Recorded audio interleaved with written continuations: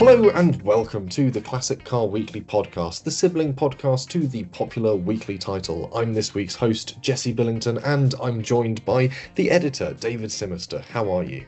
I'm good, yeah. No, it's another busy week on Classic Car Weekly. Lots of things going on, and you're looking forward to getting out to quite a few events over the next few weeks. Actually, it's really the season's really starting to kick in now, which is really good to see. Yes, yeah, the sort of final weekend in May, first weekend of June always seems to be an absolutely rammed one when it comes to events. There's just so much going on this weekend. It's bonkers, really. We've got a fair few that CCW will be at, and obviously we'll discuss those after the events and where we've got all the team back together, having enjoyed their trips out and about across the weekend. Is there anywhere you're heading off to yourself? Yeah, I was going to say, so I'm going to be heading to Bicester for its first big event after the awful fire that happened earlier this month. So I'm heading to We the Dealer Live. That's a new event that's being helmed by Mike Brewer. He's got some of his friends from the world of classic cars and TV with him. And it's going to be quite a poignant one, I think, obviously, because they're using the event and the accompanying auction from Classic Car Auction to try and raise funds for those affected by that awful event. So that's obviously something which I'm quite looking forward to sort of seeing being really successful this weekend. But we've also got other members of the team heading to. We've got Chris and James, our featured writer on our Managing Editor. They're heading on the London to Brighton Classic Car Run, which is Classic Car Weekly backed event. So that's looking like it's going to be a really good event. We've got one of our guys heading to the Coventry Motor Fest, and we've got another one going to Classic Stony. So there's all sorts of things going on over this weekend in particular, and it just kind of goes to show actually how resilient sort of the classic car hobby is at the moment.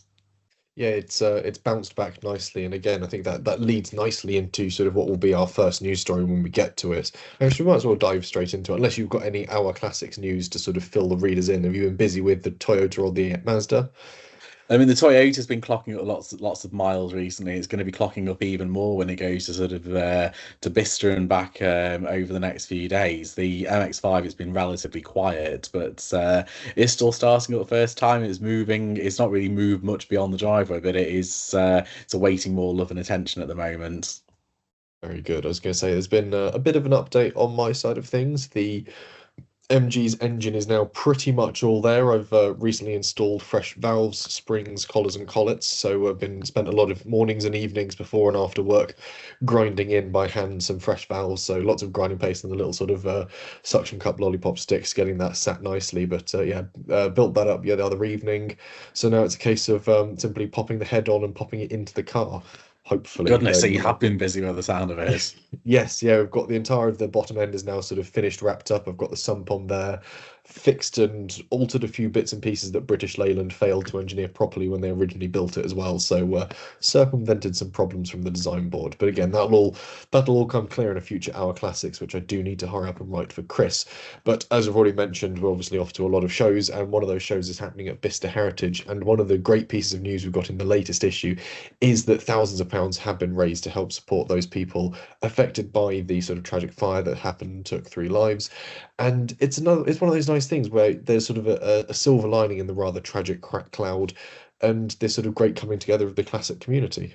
Yeah, absolutely. I think all of us on Classic Car Week were really shocked and saddened to hear what happened with that dreadful fire on the evening of May 15th. And it's obviously very sad to see that sort of Hangar 79, which is a really big part of that very historic site, has been destroyed, and as have quite a lot of the classics that were being stored inside it. But actually, the real tragedy here is that 3 people very sadly lost their lives, and again another 2 firefighters were taken to hospital with some quite serious injuries. So obviously our deepest condolences go out to everyone who was sort of the friends and family of those who sadly lost their lives in that incident. But what has been really encouraging since then is that we've seen a lot of work going on to raise funds for those affected, particularly obviously, a lot has been going forward for the firefighters charity,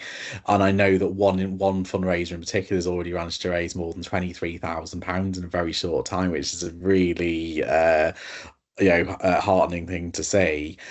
Certainly, Wheeler Deal Alive, I know that that will be continuing this Sunday. So I know that Classic Car Auctions who have got their sale at the event this weekend, they will be donating 50% of the revenue from their catalogue sales to help good causes related to that. So and I know that Mike Brewer and the team at Wheeler Deal Alive are doing a lot to help those who've been affected as well. So actually, I think as well as a really sort of successful event and one which is I think going to be quite innovative because it's very much a buying and selling focused show, it will also be a really nice tribute to those to all those who work at Bicester Heritage and those who sort of work so selflessly to try and contain that fire. So I think really this one's for them.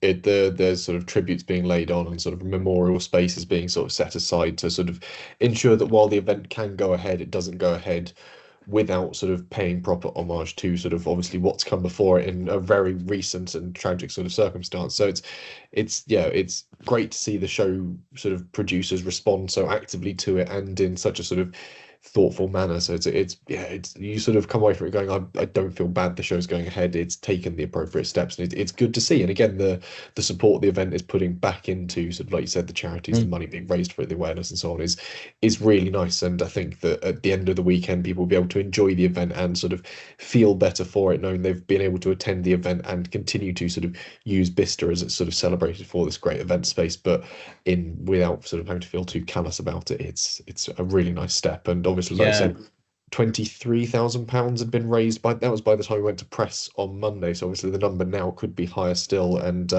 yeah, it's truly heartening to sort of see that there's sort of this brilliant support come from sort of the motoring and classic car world. Yeah, and I think certainly the outpouring of support from the classic car community in particularly is reflective of just how much of a focal point Bicester Heritage sort of now Bicester Motion because it's much bigger than just Heritage now. How focal that's been to our movement. I mean, I remember sort of 12 years ago when the team there was sort of just setting up, and it's grown and grown since then. They've really managed to transform this historic World War II airfield into a really thriving part of the community. Obviously, they sell cars, they store cars, they have businesses, restorers, they help train the next generation of renters. So it's actually a really important part of Britain's classic car movement. And it's sort of one well worth supporting. And again, I think the sort of end result of it, as tragic as the steps have been to obviously get to this point, it's another sort of a poignant reminder of just how strong that community is around it. We'll dive elsewhere into the current issue, and we've already sort of given him mention so far, obviously with the Wheeler Dealer show coming up. But we asked Mike Brewer to lay down his clever classics and his sort of top buys that he's most excited for as they sort of emerge onto the classic scene or already stand on the classic scene in some of the cases and have yet to even arrive as classics. It's an interesting spread, this feature, and a very, very worthwhile read, sort of taking Mike Brewer's sort of savvy market tips.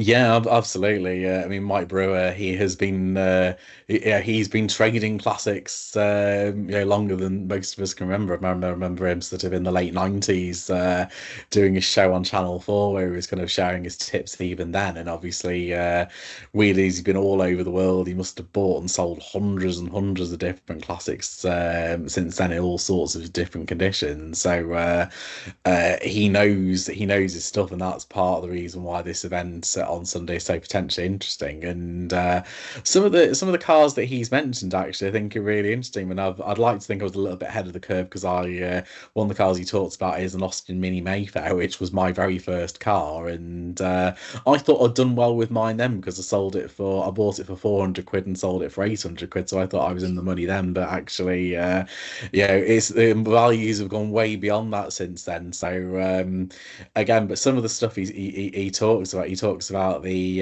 Ford Fiesta RS Turbos, another one. This is the early 90s hot hatch, and certainly, we've seen quite recently what's been happening with XR2s. It's going for some very big prices, the 80s example. So I think he probably is on the money, and it's worth having a read as well because he also includes quite a few of his buying tips. So if you're thinking about buying a classic car, who better to get some advice from the guru who's been doing wheeler dealers for more than 20 years? Yeah, if anyone knows how to buy a shed, or rather how to avoid buying a shed, it's certainly Mike Brewer. Which obviously you mentioned the Fiesta RS Turbo is a big jumping out point, obviously the Mini Mayfair, given that you'd owned one. I have to say there's certainly from sort of cars from my generation that sort of stand out on it. The 996, 911 and the 370Z Nismo from Nissan are two very interesting cars because certainly the 370Z, I think, is certainly following that line where we've even got the 280Z on the same spread as well, following that lineage of sort of unique, well put together, easily engineered sort of sports cars from Datsun and later Nissan. And there's definitely a sort of thriving support network for the 350Z, which sits in the middle of those two. And I can Mm. definitely see the 370 going the same way. It's being appreciated by enthusiasts. It's still very much an enthusiast car. And I think that's the way that's going to be the sort of the open door for new classic owners. They won't necessarily see themselves as classic owners, but certainly enthusiasts of the motor car. And I think the three modern cars that he's sort of included in this collection really nicely sort of point out that sort of that bracketry of you're not going to immediately sort of notice yourself being a classic car enthusiast. You're not going to wake up one morning and want a Wolseley, but you are going to notice that you are a distinct car enthusiast and appreciate a car that requires a bit more care, a bit more interest, a bit more sort of introspection. And the three he's chosen are very unique in that respect. I think it'll be quite some time till we're doing a Chasers or a five trials from a McLaren 765 LT. Certainly the XP Spiders, the sort of later iterations of them. But maybe I'll still be at Classic Car Weekly when that day arrives. We'll see. But yeah, it's a brilliant spread. And again, some of them are stalwarts on the classic scene. The Jaguar Mark II, the BMW 635, the Sunbeam Alpine, some genuinely sweet cars. And I do like the Alpine V8 as well. They are fun little cars to wheel about. Yeah, absolutely. No, so it'll be interesting again to sort of see, sort of what tips he shares again this weekend, and obviously we will impart, if he says anything particularly revelatory about the sort of the ups and downs of the classic car market, we will share that in Classic Car Weekly. Hmm. Is there still the goal for the weekend to set a record for sort of most cars sold or traded at one event? Or I know that was sort of an early idea for the show. I've not heard anything fresh on that recently, but and given it's a year one event, they might want to kind of expand it as time goes on. But no, I'll be very interested if they do set that record. Obviously, we will let you know. Yeah, we'll have to see if there is a record for it to start with.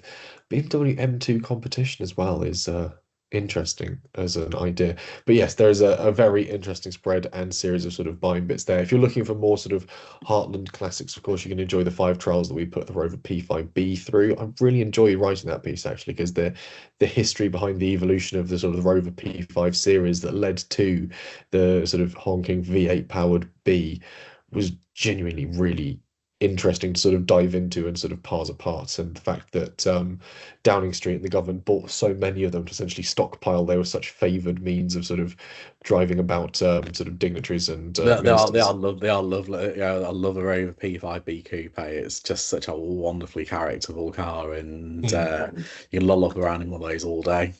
Oh, you could really rack up some miles in one of those and Yeah. arrive and feel not refreshed, but you certainly wouldn't feel exhausted by the end of it. It is a lovely place to be. Counter to that, though, there we've obviously got the Bond Bug buying guide again, something that I ended up writing again. Found myself doing a lot of reading on, and recently I've been listening to Damon Hill's autobiography, which has an interesting sort of tie-in to certainly Reliant, which is that Middlebridge, who lately produced the Scimitar, also at one point in time technically owned a Formula One team, which was a connection that I never anticipated putting together, but certainly one that I'm going to be doing a bit more sort of reading up on because it's one of those brilliant bits of British motoring history that could only come out of sort of the 70s and 80s. But yeah, it's a jam-packed issue with plenty of good, heartening news and plenty of reports from across the UK, including from our coffee and cars meeting up at Withall as well, which returns next month. Yeah, it does. Yeah, so coffee and cars with all. Yeah, we had one on Drive It Day. And put Shower Sport for that initiative. We had our first kind of dedicated one. Earlier this month, and we are back again on the 15th of June. So if you have a classic car and you want to bring it along, it's free of charge. You've got a classic, and come along, come and chat with us. Enjoy the sunshine, look at some old buses. It's a great day out. So look forward to seeing you there. Yeah, worth the adventure and a very good way to kick off Father's Day as a little Classic Car Weekly themed treat. Otherwise, there's plenty more to enjoy in the latest issue of Classic Car Weekly. And obviously, the issue we've got in production at the moment is a bumper issue. We've got 3 iterations of The Way We Were and plenty of reports coming from all those events up and down the country, as we mentioned. I don't know if you've got anything else that you wish to divulge to the reader as an early treat. Yeah, I know it's our big summer special next issue. So again, have a look through that. It's going to be we've got all sorts. We've got a Father's Day gift guide as well. We've got a guide to all of the great events that you want to get in your diary for later this summer, and some great buys as well coming up at auction. So definitely worth having a look for in the shops next week. Perfect. Plenty more to look forward to. Well, obviously, we've got a busy few days remaining in this week as we get that bumper issue together. So, David, thank you very much for your time today. It's been, as always, a little bit of a joy to sort of break away from the production cycle and have a good chat. I'll leave you to crack on with your editorial duties. Always a pleasure. Right. Thank you very much. And as we said, we'll be back with another edition of the Classic Car Weekly podcast next week.